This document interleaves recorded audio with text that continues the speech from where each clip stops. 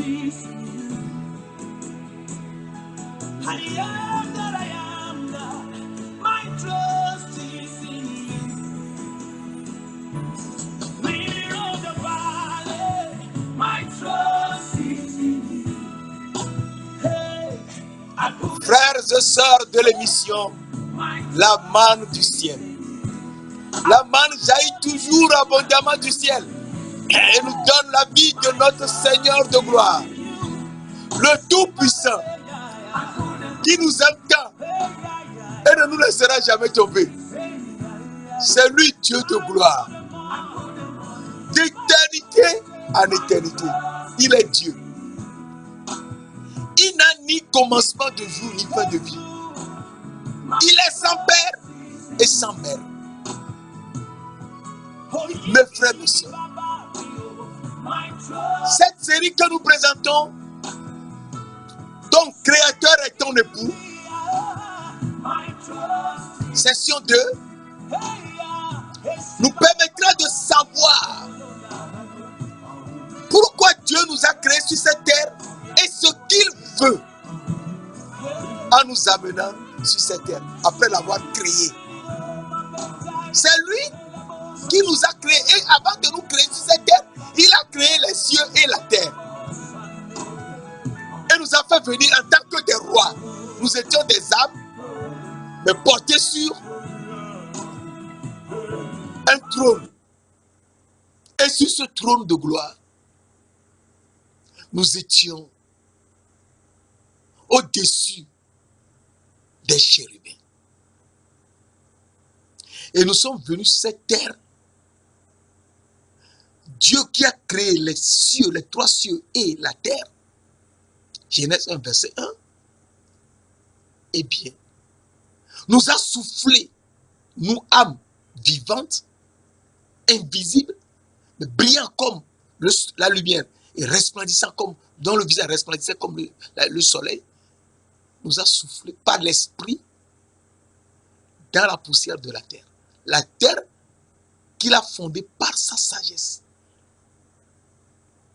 Et l'ayant fait ainsi, eh bien, il veut que nous soyons comme lui-même. Il ne faut pas oublier que nous étions venus des cieux, sur cette terre, pour être la gloire de Dieu. Mais nous étions venus en tant que une image de la gloire de Dieu. Éphésiens 1, verset 28. L'homme, une lumière brillante, était l'homme qui était une image de la gloire de l'Éternel. Ézéchiel 1, verset 28, verset 26 à 28. Donc nous étions une image de la gloire de l'Éternel. Mais Dieu même a manifesté sa gloire, la splendeur de sa gloire. Et donc il faudrait que nous soyons comme lui. Et c'est lui qui nous a créés pour que nous soyons comme lui et être son épouse.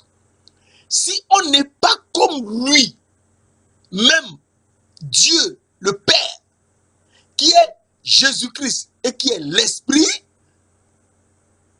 nous ne pouvons jamais aller dans les cieux des cieux et être son épouse. Et donc cette série que nous faisons, ton créateur est ton époux. Nous avons vu que Dieu le Père, qui est Dieu, le Fils unique, Jésus-Christ, et qui est Dieu l'Esprit, eh bien, c'est lui qui a tout créé, tout créé. Et ayant tout créé, eh bien, il nous a également créés. Alors aujourd'hui, nous voyons d'abord Dieu qui nous a créés. Et Dans le psaume 95, versets 6 et 7, un verset tellement important pour qu'on se situe clairement et savoir ce qu'il veut faire avec nous. Il nous dit, venez, prosternons-nous et humilions-nous. Et humilions-nous. Fléchissons le genou devant l'Éternel, notre Créateur. Donc, l'Éternel est notre Créateur. Il faut qu'on se prosterne devant lui et qu'on s'humilie. C'est très important. Venez.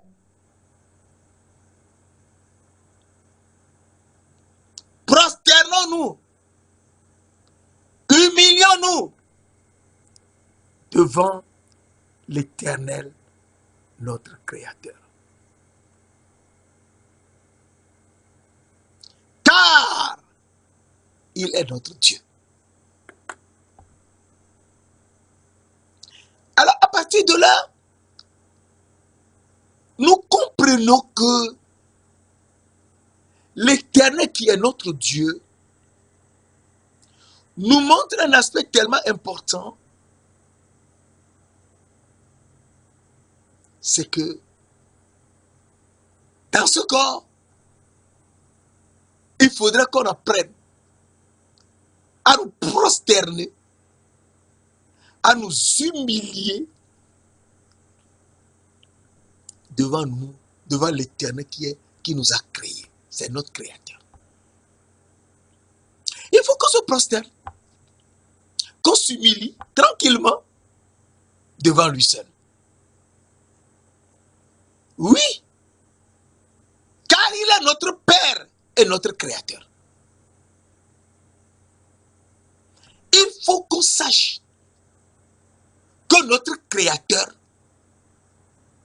qui est l'Éternel, devant qui nous devons fléchir les genoux, nous prosterner, nous humilier, c'est notre Père. Et en le sachant, nous changeons d'attitude, nous nous humilions. Parce que sans l'humilité, on ne peut jamais. On ne peut jamais. Alors, Deutéronome nous dit, Deutéronome 32, verset 6, Deutéronome 32, verset 6, nous dit, est-ce l'Éternel que vous en rendez responsable, peuple insensé dépourvu de sagesse? Il nous faut avoir la sagesse. Que c'est lui qui nous a créés. Que c'est lui qui est notre Père. C'est ça notre sagesse. Peuple dépourvu de sagesse.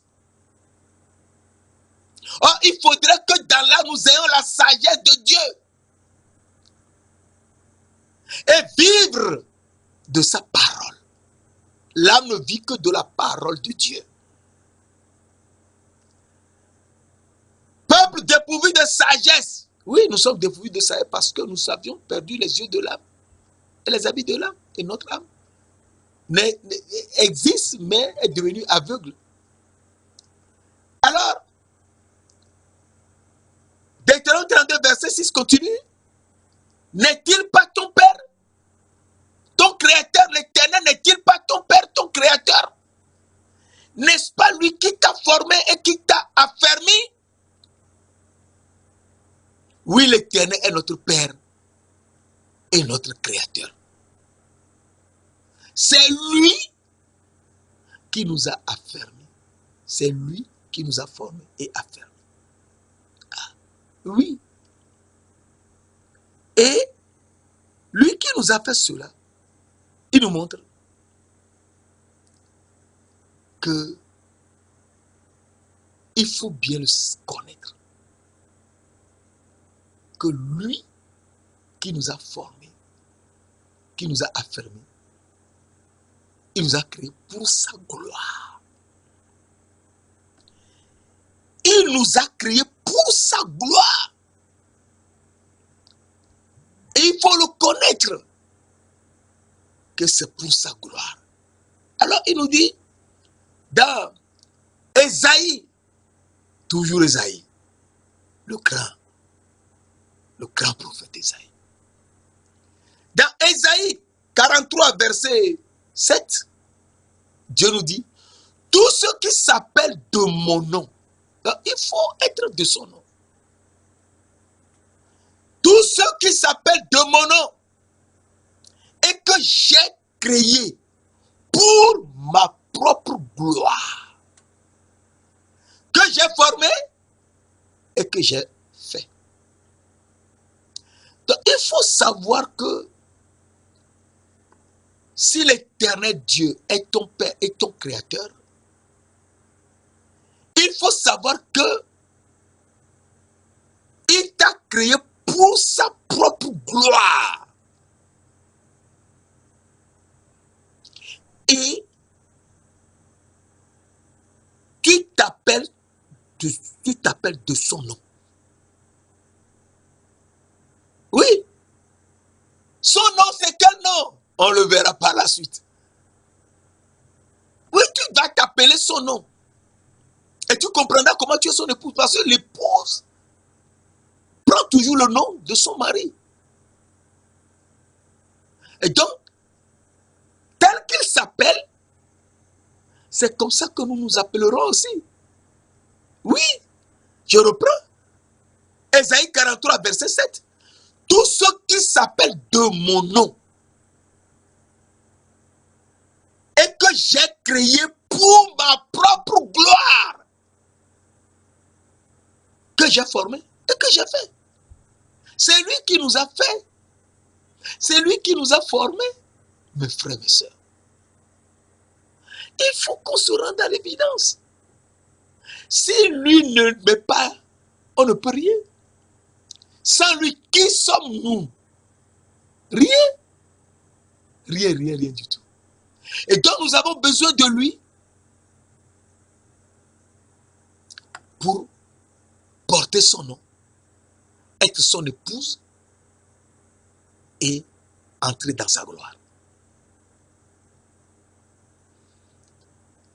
Donc, il nous a créés pour sa gloire, oui, pour sa gloire.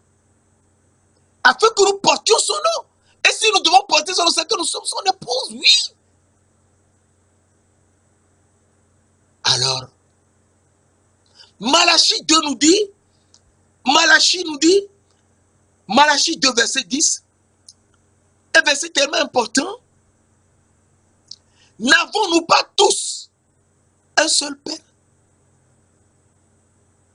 N'est-ce pas un seul Dieu qui nous a créés? Ah. Donc nous avons tous un seul Père, un seul.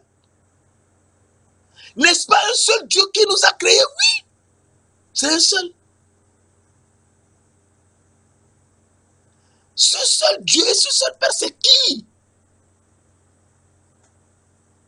Il faut qu'on le connaisse. Si on ne le connaît pas, on est perdu.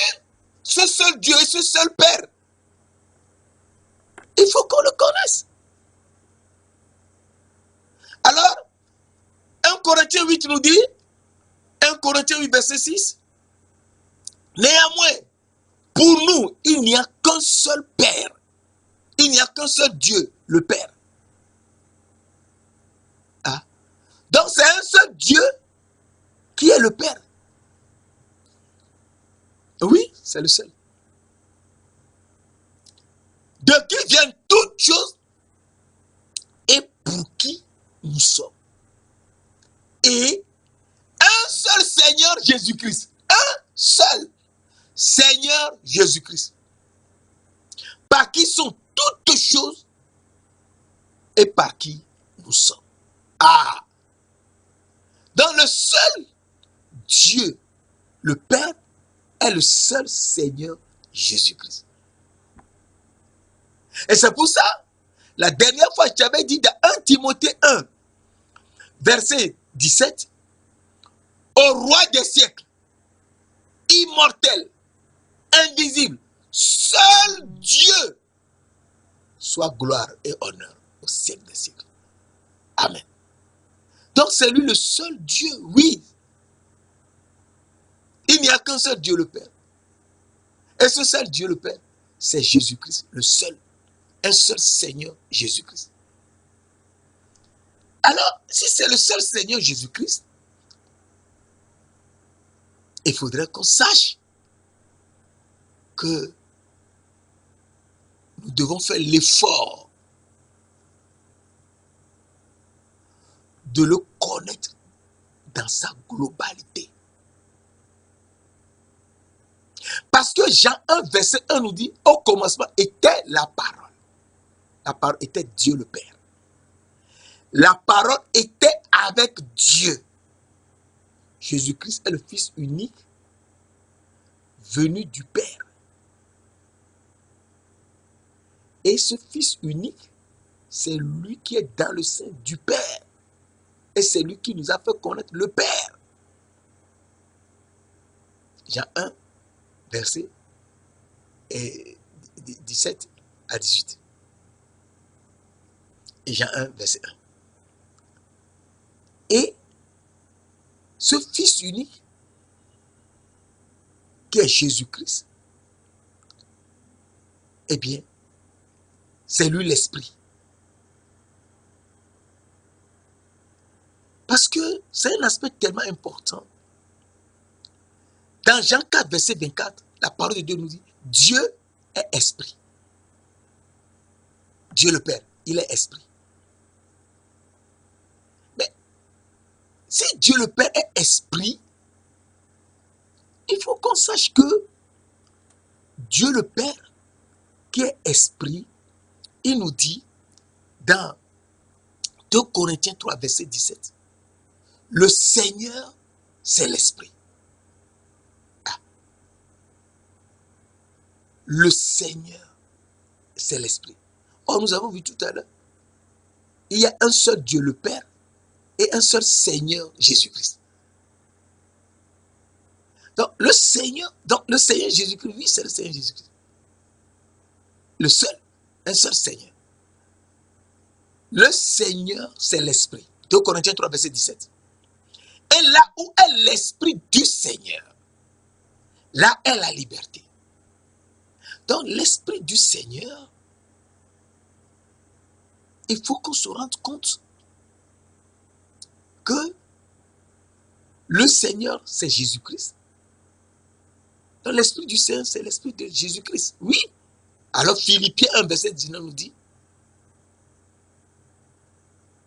grâce à l'assistance de l'Esprit de Jésus-Christ. Alors, nous comprenons que Dieu, c'est Jésus-Christ. Oui, Dieu est Jésus-Christ. Dieu le Père, c'est Jésus-Christ. Puisqu'il nous avait dit que lui et le Père sont un.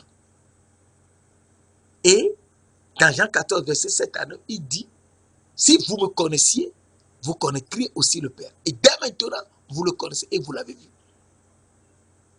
Philippe lui demande, Seigneur, montre-nous le Père et cela nous suffit. Verset 9, Jean 14, verset 9. Jésus dit à Philippe, il y a si longtemps que je suis avec vous et tu ne m'as pas connu, Philippe. Celui qui m'a vu a vu le Père. Comment dis-tu, montre-nous le Père? Celui qui m'a vu a vu le Père. Comment dis-tu, montre-nous le Père? Et donc, Dieu, c'est Jésus-Christ et c'est l'Esprit. Alors, Éphésiens 4 nous montre cela clairement. Le seul Dieu. Éphésiens 4, verset 4 à 6 nous dit, il y a un seul corps et un seul esprit. Quand eux, comme vous aussi, vous avez été appelés à une seule espérance et par votre vocation. Nous sommes appelés à une seule espérance. Et il nous faut avoir la foi sur cette seule espérance.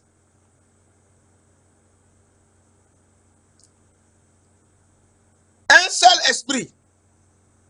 Il y a un seul Seigneur, Jésus-Christ. Une seule foi. La foi en Jésus-Christ. C'est ça la foi. Et un seul baptême. Un seul baptême en Christ. Vous êtes baptisé de Christ. Vous avez revêtu Christ. Un seul Dieu et Père de tous, qui est au-dessus de tous, et parmi tous, et en tous. Éphésiens 4, versets 4 à 6. Et donc, nous comprenons que c'est notre seul Dieu, qui est le seul Esprit, qui est le seul Seigneur Jésus-Christ, et qui est le seul Père. Donc nous voyons les trois manifestés. Et donc, à partir de là, nous comprenons que Dieu veut que nous sachions quelque chose de très important. C'est que il nous a révélé, il nous a créé. C'est lui le Père, le seul Père. C'est lui notre seul Créateur. Et il nous a créés pour qu'on soit saints. Mes frères et sœurs, le Créateur nous a créés pour qu'on soit saints. Ésaïe nous dit, et c'est très important, Ésaïe nous dit, dans Ésaïe 17, verset 7,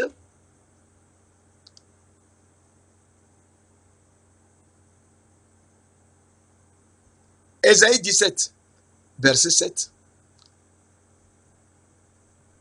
ça, il nous dit, très rapidement, en ce jour, l'homme regardera vers son Créateur et ses yeux se tourneront vers le Saint d'Israël. Ah! Ce n'est plus seulement notre Créateur, c'est notre Créateur et le seul Créateur, c'est le Saint d'Israël. Et donc, si notre Créateur est le Saint d'Israël, il faut qu'on sache que nous devons être saints comme lui. Il faut qu'on sache que nous devons être saints comme lui.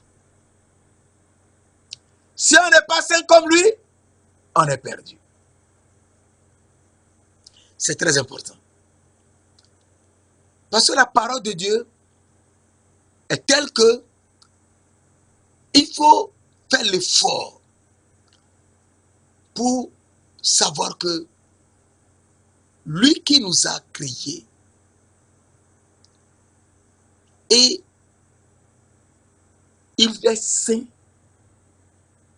et il veut qu'on regarde à lui. Tu regarderas et ses yeux se tourneront vers le Saint d'Israël en ce jour. L'homme regardera vers son Créateur et ses yeux se tourneront vers le Saint d'Israël. Alors, il nous dit dans Ésaïe 51, verset 12-13, c'est moi qui vous console. Qui es-tu pour avoir peur de l'homme mortel et du fils de l'homme pareil à de l'herbe? Et tu oublierais l'Éternel qui t'a créé,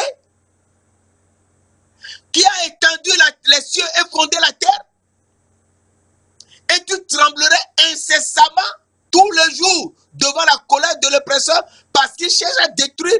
Où est la colère de l'oppresseur? Mon frère, ma soeur, il nous dit que c'est lui qui nous a fait, l'Éternel qui nous a créés.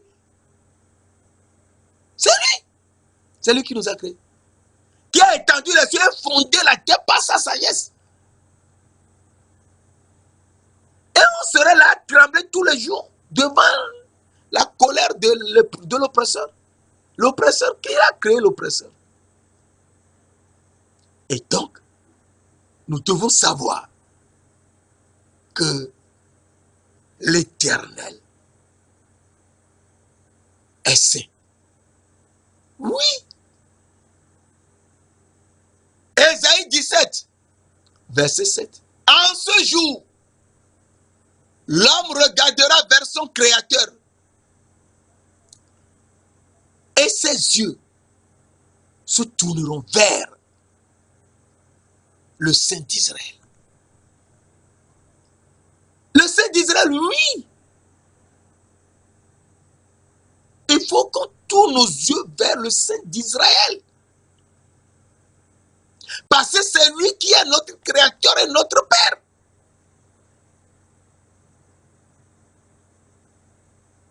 Et oui.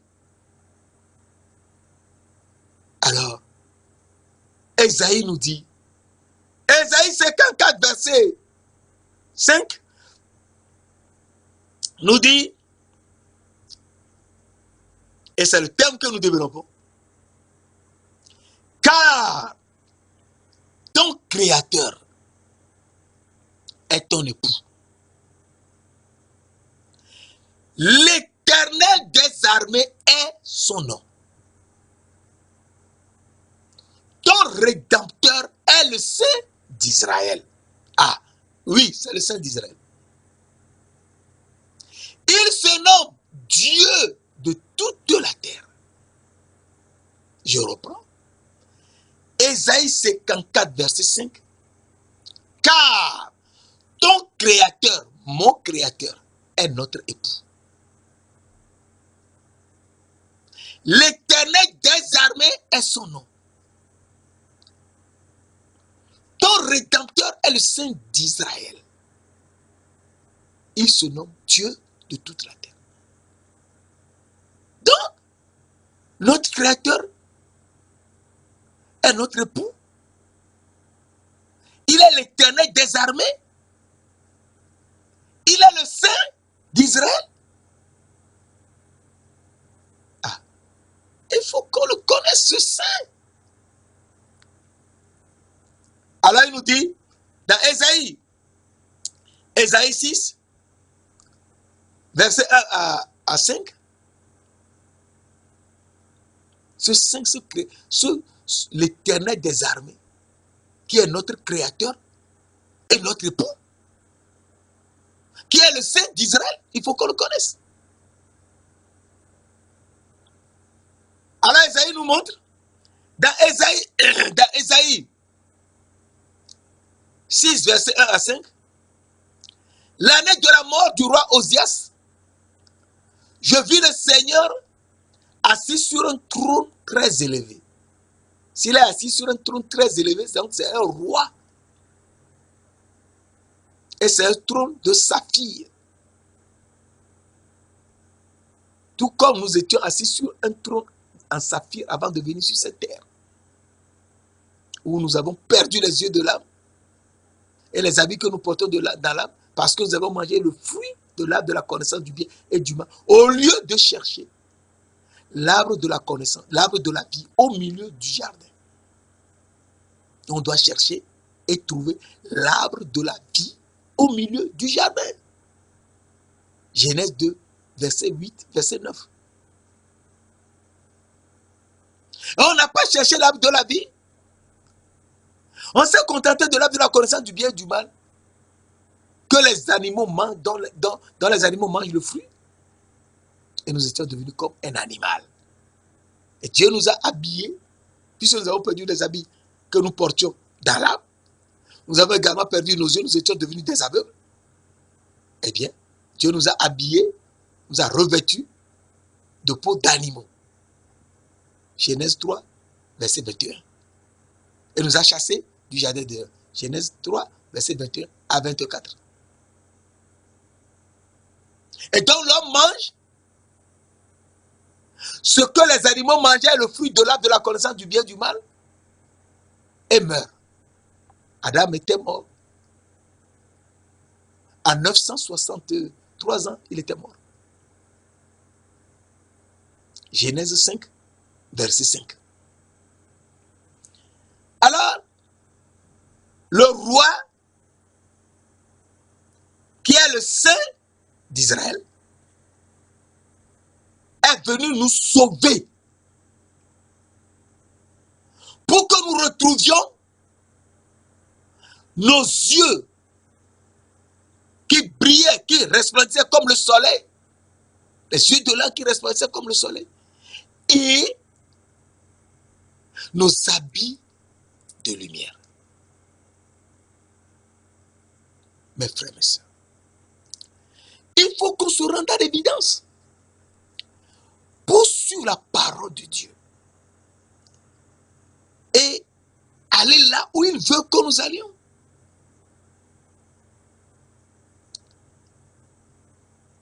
Ésaïe 6, verset 2, des séraphins se tenaient au-dessus de lui. Ils avaient 6 ailes, ils avaient chacun 6 ailes. 2 d'entre eux se couvraient la face parce qu'ils ne pouvaient pas le voir. Ses habits brillaient comme la lumière, ils ne pouvaient pas le voir. 2 d'entre eux se couvraient les pieds parce qu'ils étaient au-dessus de lui. Et son visage resplendissait comme le soleil. Et la chaleur, c'était un feu dévorant. L'Éternel était un feu dévorant, un Dieu jaloux. C'était un feu tellement dévorant qu'il mettait 2 ailes aux pieds et volait avec 2 ailes. Et ces séraphins étaient au nombre de 4 seulement. Ayant la forme d'un lion, la forme d'un veau, la forme de l'homme et la forme d'un aigle. Et, verset 3, ils criaient l'un à l'autre, Saint, Saint, Saint est l'Éternel des armées. Donc l'Éternel des armées, qui est notre époux, notre créateur, est saint, saint, saint. Toute la terre est remplie de sa gloire. Et donc, il a toute la gloire. Or, nous étions une image, dans l'âme, nous étions une image de la gloire de l'Éternel. Il nous reste à avoir les autres gloires. La gloire, nous l'avions dans l'âme. Nous étions une image de la gloire de l'Éternel. Nous étions assis sur un trône en saphir, porté sur la tête des chérubins. Donc si nous avons un trône, et nous étions portés sur un trône en saphir, c'est que nous étions des rois. Nous étions rois, et portés sur un trône en saphir, sur la tête des chérubins, qui était Satan, le diable, tout Satan, le diable, le serpent, tout ce qu'on veut. Et nous étions une image. Or ici, nous étions saints. Il faudrait que, étant devenus des êtres vivants dans le corps, Dieu a soufflé l'âme dans la poussière de la terre. Genèse 2, verset 7. Dans la poussière de la terre. Et l'homme est devenu un être vivant. Donc, l'âme a été soufflée dans la poussière de la terre. La terre qui est fondée par la sagesse de l'Éternel. Et donc, n'est plus visible comme lumière, ni comme soleil. Tout cela, c'est à l'intérieur du corps.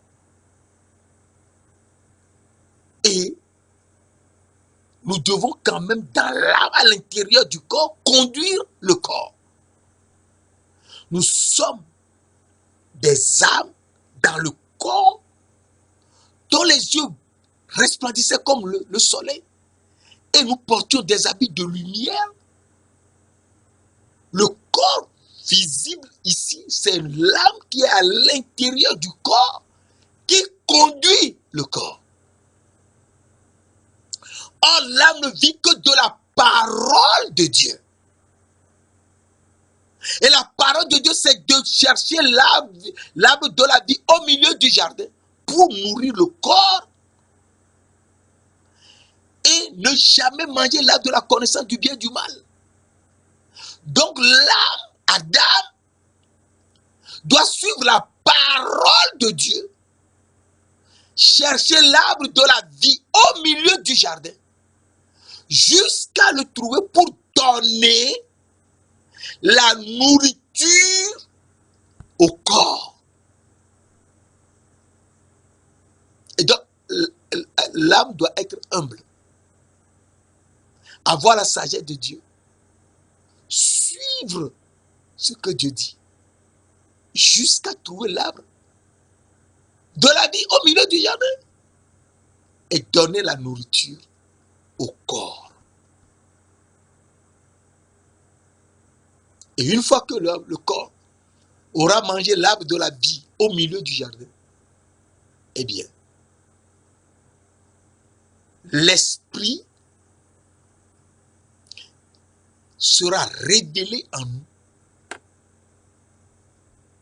et nous serons également humbles dans l'esprit, ayant l'intelligence de Dieu.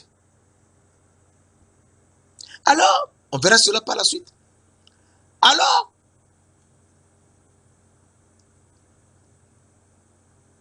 verset 5, Ésaïe 6, verset 5. Alors je dis, malheur à moi, je suis perdu car je suis un homme dont les lèvres sont impues, j'habite au milieu d'un peuple dont les lèvres sont impues. Et mes yeux ont vu le roi, l'Éternel des armées. Donc le roi est l'Éternel des armées. L'Éternel des armées est notre créateur et notre époux. Et il est saint. Le saint disait, il est saint, saint, saint. Il faut qu'on soit saint. Dans l'âme, nous étions saints avant de venir, nous étions des rois.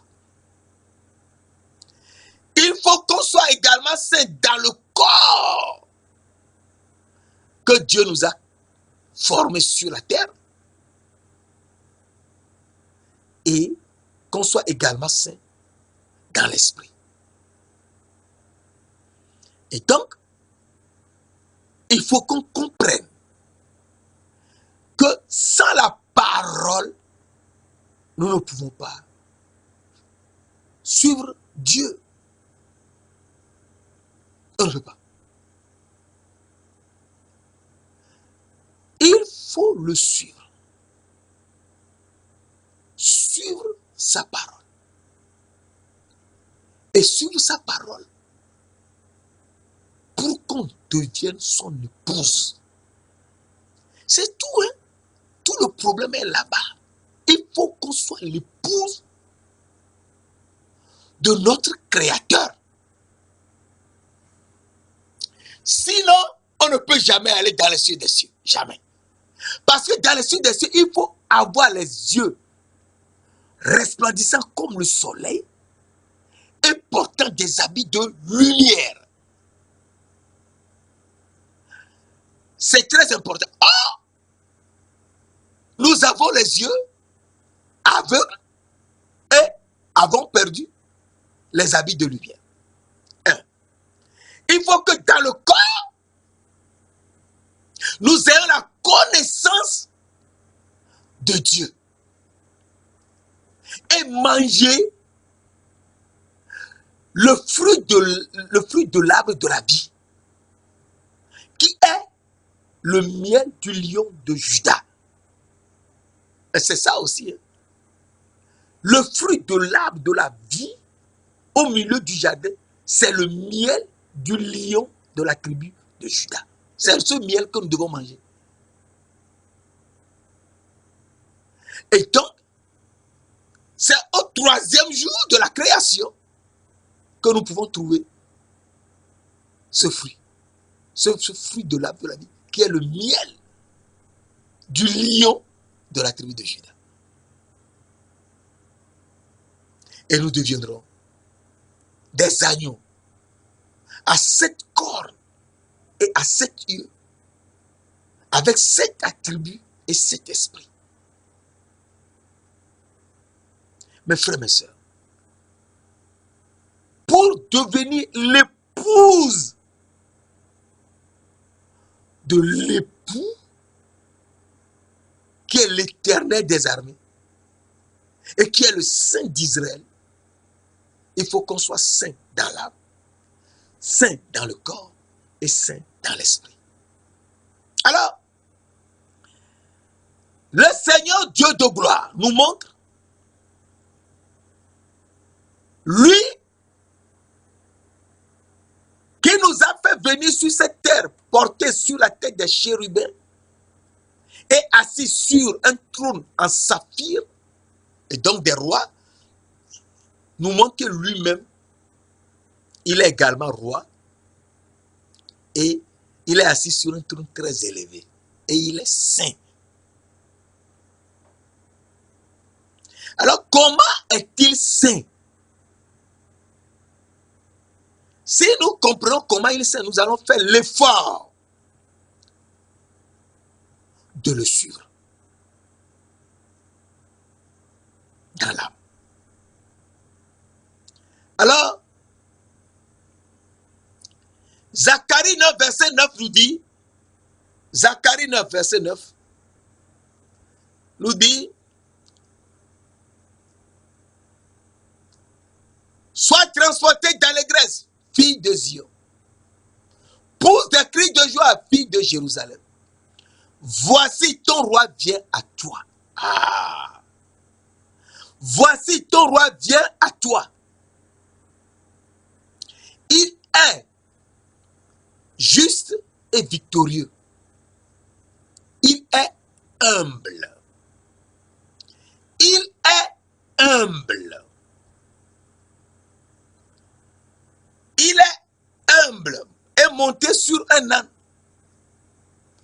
Sur un âne, le petit d'une ânesse. Donc, notre roi vient à nous. Il est humble. Et il est monté sur une ânesse et un ânon. Et il n'y a que Jésus-Christ seul. Le seul Dieu qui a pu s'asseoir sur une ânesse et un ânon. Personne dans l'univers tout entier n'est capable de monter sur une ânesse et un ânon en même temps. Jamais. Et donc, il faut qu'on fasse attention. Alors, nous le visons dans Matthieu 21, un verset tellement important. Nous choisissons rapidement Matthieu 21, verset 1 à 9, toi, mais tu peux lire. Jésus était arrivé à Bethphagée, envoyé 2 de ses disciples d'aller dans la ville et qui trouveront une ânesse et un ânon attachés à un arbre. De les détacher et de les faire venir à lui. Si quelqu'un leur demande, qu'est-ce que vous faites? Ils n'ont qu'à dire, le Seigneur en a besoin. Et à l'instant, il les laissera aller. Et cela était arrivé exactement.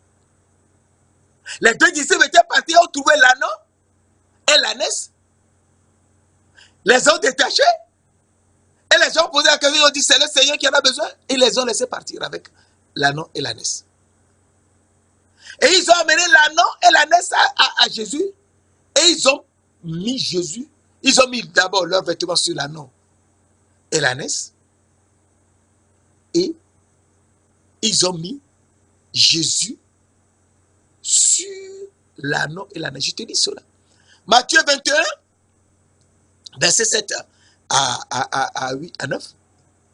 Ils amenaient l'ânesse et l'ânon, mirent sur eux leurs vêtements et le firent asseoir dessus. Et le firent asseoir dessus. Ce n'est pas possible. Oui, c'est possible. l'ânesse et l'ânon mirent sur eux leurs vêtements et firent asseoir Jésus dessus. Et le firent asseoir dessus. La plupart des gens de la foule étendirent leurs vêtements sur le chemin. D'autres coupèrent des brins d'arbres et enjonchèrent la route.